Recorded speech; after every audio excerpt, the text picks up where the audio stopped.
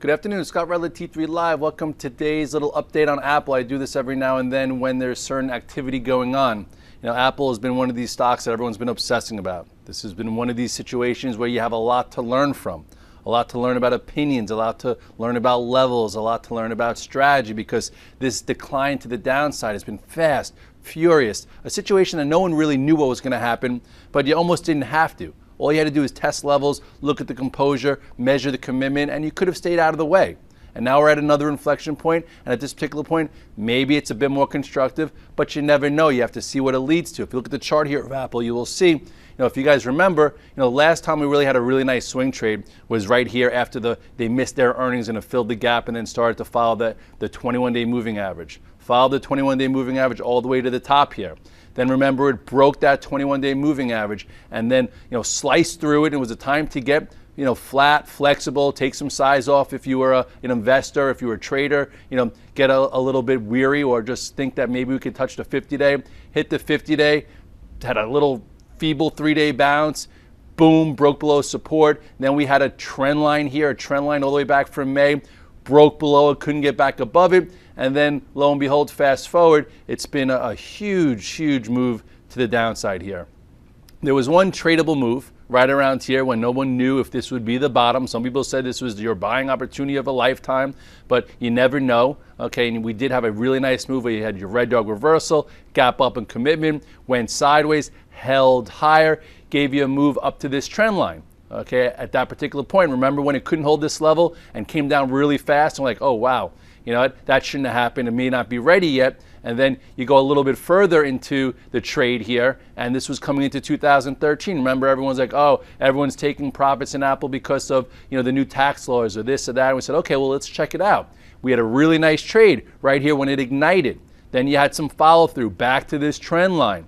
And then remember we said, listen, let's see if there's commitment. If it could hold this gap and go sideways, maybe we break this trend line here for a potential move. But what happened? It didn't. Fell back lower. Then fast forward down to this area. Remember this area when we had a nice engulfing bar that was right around like 448. From there, it filled this gap or a big portion up to this prior pivot, which was what? 483. And then from there, it should have held 465-ish. And when it didn't, that's when we got out of the way again and said, okay, now we have to check it out again. Lo and behold, the move all the way down to 420. So the question is, will this time be for real? And at this particular point, I will say, no one truly knows. Okay, I will say though, you had another nice profitable trade. We tried playing it a few times within this range, and remember we went home long, and this became a very choppy trade where we got back out of it. And then yesterday, if you come to me, it wound up being a good risk-reward trade. I tweeted that I was getting low on call spread, buying the 435, selling the 445s because I feel like if we broke above 440, that it would be a nice risk-reward situation.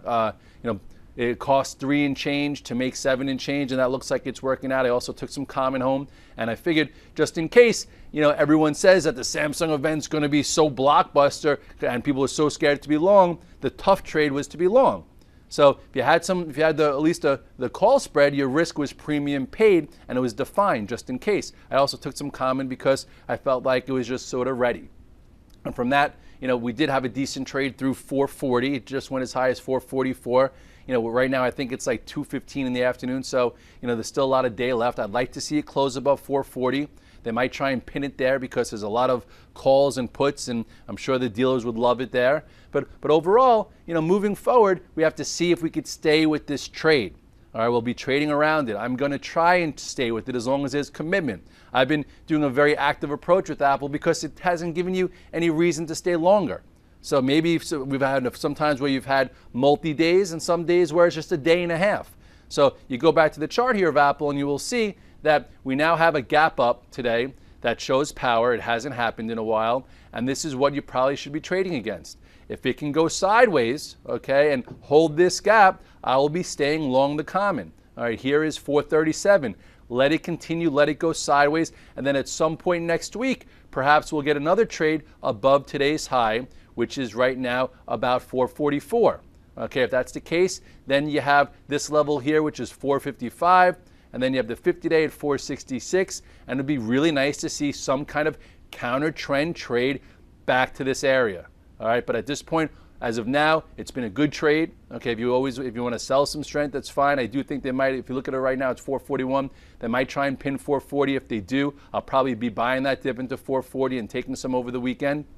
And all in all, we need to measure the commitment here, because overall, if you look at this trend has been fast, it's been furious to the downside, and every time we've thought maybe it was an inflection point, you've had some decent moves, but this longer term trend has not been broken. So at this point, there's been a lot of different lessons to be learned. If you held your nose and went underwater, hopefully you never do that again. If you cost average down and said, I'm going to be right, this is the bottom, and it wasn't, and you didn't use stops, you probably lost more money than you had to. And if you did what I tried to do, a little bit of a level versus a level, there were some paper cuts, but every now and then we caught a nice multi-day move that made hopefully up for it for you. One thing I didn't do well is I didn't short the stock. I didn't short it resistant. I didn't, every time I said, wow, there's no commitment here, let me get out and flip and get short. It's just something I'm not really that good at. I do short situations, but I'd rather be long and add to it when it's working, just in the market in general. I'm much more of I'm not saying I'm a bull or a perma bull, because I like to be short, or I like to be in cash when I know the composure is not there. But overall, we all have things we need to work on. For me, it is, being short. I'd rather be just in cash. I feel much more comfortable in a portfolio approach like I've been since the rally started in November. And I'll go over some other stocks at another point in the recap. But for now, for Apple, it's a start. I'd like to see it at least close and hold 440. And then, we'll see if that gap could hold and if we can get, some more movement next week to, continue this counter trend move that hopefully will be more than just a few days. We shall see. Nobody knows, but as long as there's commitment, I will stay. If there's no commitment, and I'll figure it out again. Have a great weekend. Hopefully you're having a nice Friday, and relax a little bit. I know those of you who celebrate St. Patrick's Day, make sure your beverages are green and plentiful. See you Monday. Have a good day.